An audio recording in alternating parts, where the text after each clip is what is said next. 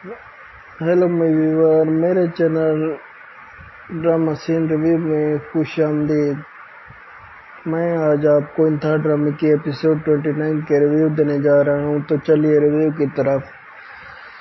लुशीन अरुषा को कहती है कि अरुषा, तुमने अपनी फूफो के साथ, नैला के साथ अच्छा नहीं किया। तुमने उनकी बड़ी बेइज्जती की।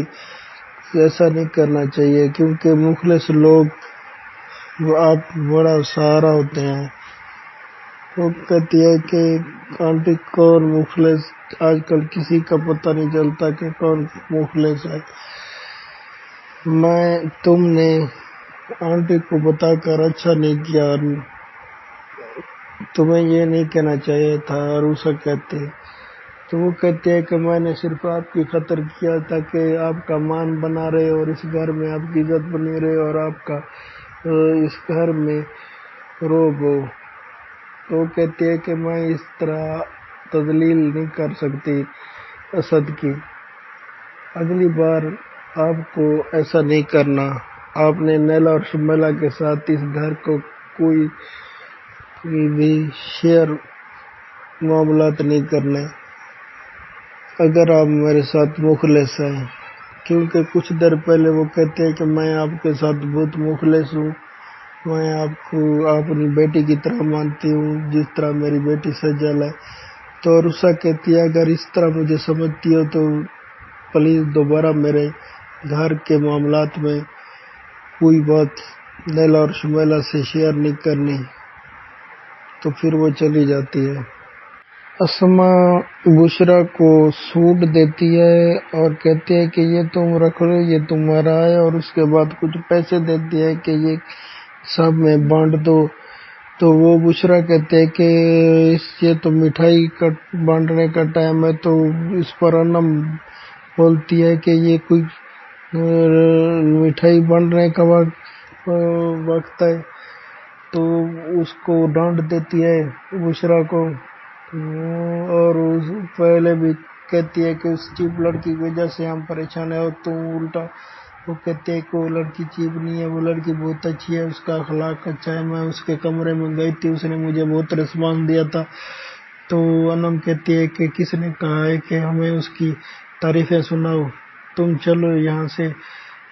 तो उसकी अनम की मामा कहती है कि बेटा तुम रिलैक्स हो जाओ, क्या कह रही हो। तो वो बुशरा कहती है कि तुम जाओ, और बुशरा चली जाती है। और उसके बाद अस्मा अपनी बेटी अनम से कहती है कि तुम अरुषा से कुछ सीख लो। अरुषा ने किस तरह असद को अपने दिल में फंसाया हुआ है, किस तरह उसने अपनी फूफा को हैंडल किया और किस तरह असद के दिल में जगह बनाई। तुम भी इस तरह उससे सीख लो और फाद के दिल में जगह बनाओ। तो वो कहती है, मामा तुम उस चीप लड़की की तारीफ कर रही हो, वो तो मकार है, मैं उसको हरगिज़ उसके झांसे में नहीं आने वाली। तुम हर वक्त तुम भी मामा उसकी तारीफें कर रही हो। ये सुनकर वो गुस्से से चली जाती है। और जब दरवाजे पर जाती है तो वहाँ अरुषा खड़ी होती है। तो फिर कहती है कि मामा देखो, ये मकार लड़की हमारी बातें सुन रही होती है, ये कोई तरीका है? ये हमारे ख़ानदान में ऐसा नहीं होता। ये जिस तरह ये हमारी बातें सुन रही होती है। तो इस पर अरुषा कहती है, नहीं नहीं, मेरा मकसद ये नहीं था, ना मैं ऐसी हूँ, ना ये मैं करने आई हूँ। मुझे तो असद ने कहा था कि आप आंटी के पास जाएं, मेरी माँ के पास जाएं। तो फिर मैं आंटी के पास आने वाली थी।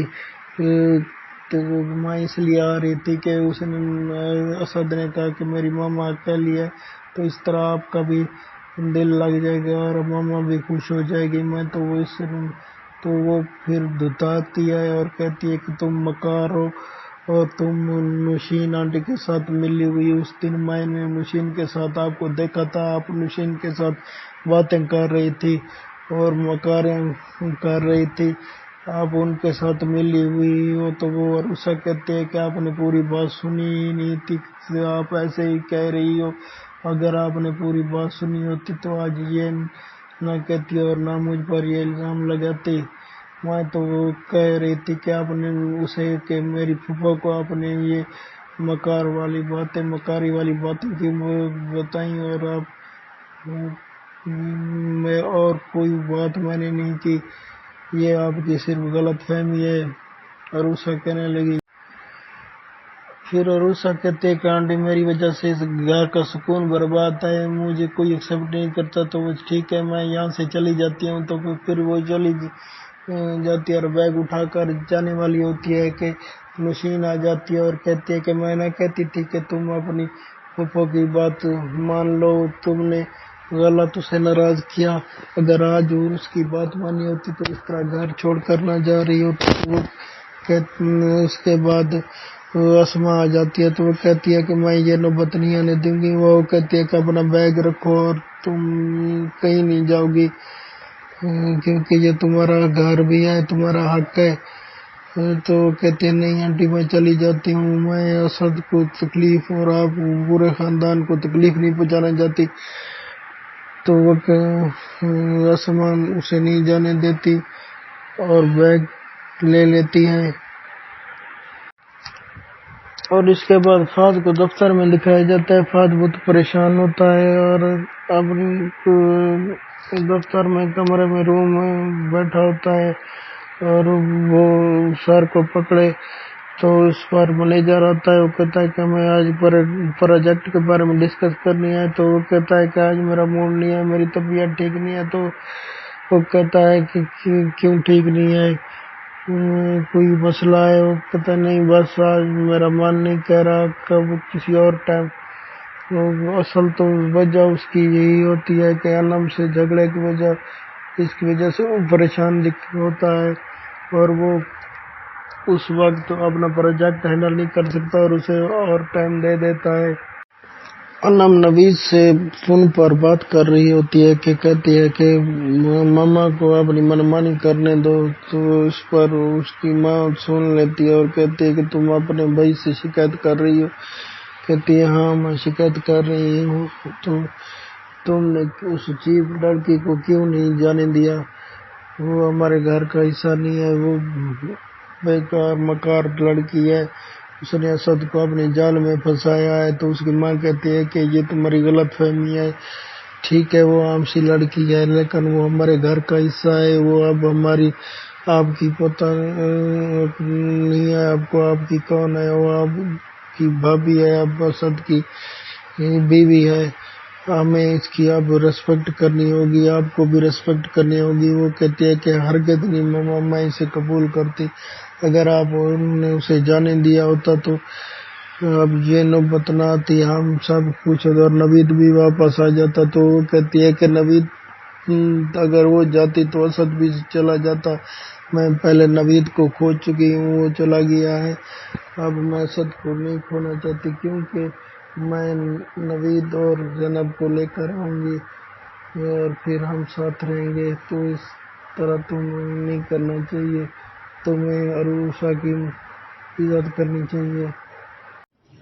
اسد آتا ہے اور پوچھتا ہے ملازمہ سے، بشرا سے کہ امی کہاں ہیں؟ وہ کہتے ہیں امی کمرے میں ہے اور انم بھی کمرے میں ہے، انہوں نے کھانے سے انکار کر دیا ہے۔ تو وہ جاتا ہے، ان دونوں کو مناتا ہے اور انم کو بھی مناتا ہے اور کھانے کی ٹیبل پر لے آتا ہے، اور اس طرح ان کی مما، اسد کی مما اور انم خوش ہوتے ہیں اور کھانا کھا رہے ہوتے ہیں، اور اس طرح ان کو زینب اور نوید کا خیال آ رہا ہوتا ہے ان کی امی کو۔ تو دیکھیے میرے ویور آگے ایپیسوڈ 13 میں آج شام کو 7 بجے کیا ہوتا ہے۔